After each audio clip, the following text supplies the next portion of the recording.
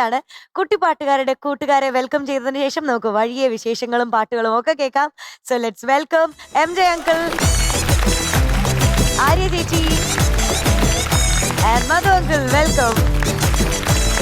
3 പേര് റെഡി ആയിട്ടിരിക്കല്ലേ പാട്ട് കേൾക്കാൻ വേണ്ടിട്ട്? Ready ready already ready ever ready. അതെ, മധു എവരിബഡി റെഡി റെഡി. എല്ലാവർക്കും കൂടെ ഒന്ന് സെലിബ്രേറ്റ് ചെയ്യുന്നതിനെ പറ്റി എന്താ അഭിപ്രായം? നല്ലൊരു അഭിപ്രായമാണ് എനിക്കുള്ളത്.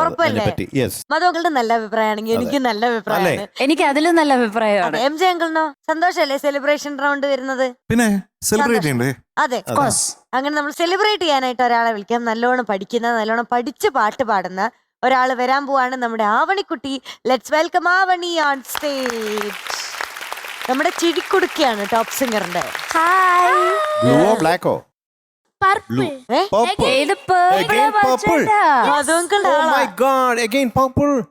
ഓ, ഇത് അങ്ങനെയാണോ? ബ്ലൂ ആയിട്ടാ തോന്നുന്നത്. വയലറ്റ് ആയിട്ടാണ് എനിക്ക് തോന്നിയത്. ഒരാവശ്യമായിരുന്നു. കാരണം ഇപ്പൊ പേർപ്പിൾ ബാൻഡ് എന്ന് എല്ലാവരും കേട്ടോണ്ടിരിക്കുന്നത്. ശല്യം എന്ന് പറഞ്ഞാൽ ഒരു രക്ഷയില്ല. എവിടെ നമ്മൾ ഈ ഫേസ്ബുക്ക് നോക്കിയാ അല്ലെങ്കിൽ ഇൻസ്റ്റ നോക്കിയാ എവിടെ നോക്കിയാലും സോഷ്യൽ മീഡിയയിൽ ഈ പേർപ്പിൾ ബാൻഡ് വല്ല ആവശ്യമുണ്ടോ? എന്താ ചെയ്യാ?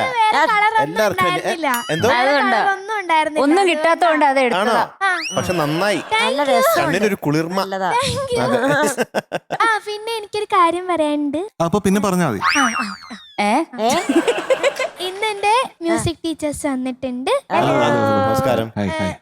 രാജീവ് സാറും സുമാ മിസ്സും രജനി മിസ്സും പിന്നെ രാജീവ് സാറിന്റെ മോൻ രാമാനന്ദ ചേട്ടൻ. നമസ്കാരം. സാറിന്റെ ഗുരുനാഥൻ രചിച്ച ഒരു കർണാട്ടിക് കൃതിയൊക്കെ ഉള്ള ഒരു ബുക്ക് സാറിന് നൽകാനാണ് അവർ വന്നത്. Thank you. അത് എനിക്കൊരു വലിയൊരു ഭാഗ്യല്ലേ അത് കിട്ടുന്നതെന്ന് പറയുന്നത്. തീർച്ചയായിട്ടും ഇപ്പൊ കൊടുക്കാം.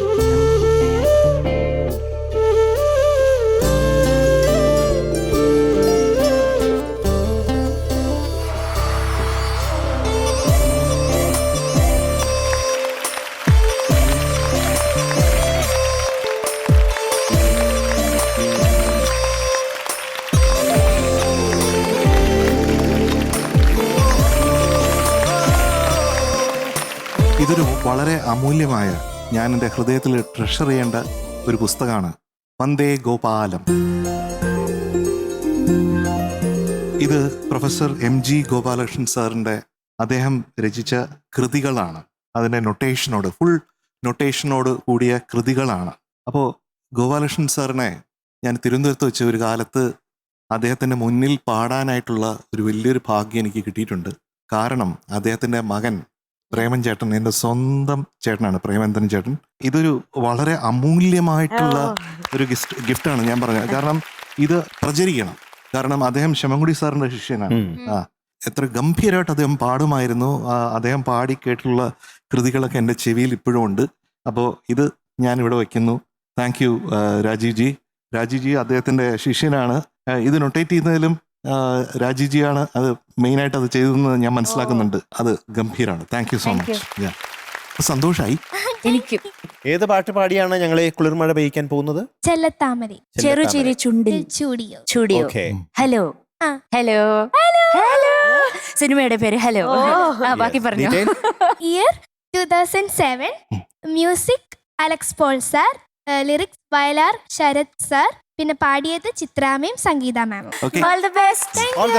Thank you.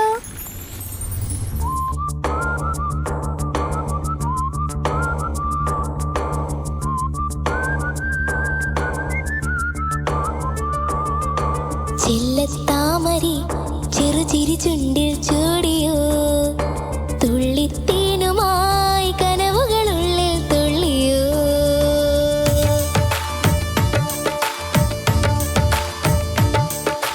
ചെല്ലത്താമരി ചെറുചിരി ചുണ്ടിൽ ചൂടിയോ, തുള്ളിത്തേനുമായി കനവുകളുള്ളിൽ തുള്ളിയോ. സൂര്യചന്ദനം വാങ്ങിയോ, സ്നേഹചുംബനം നേടിയോ, കുളിരലകളിലാടി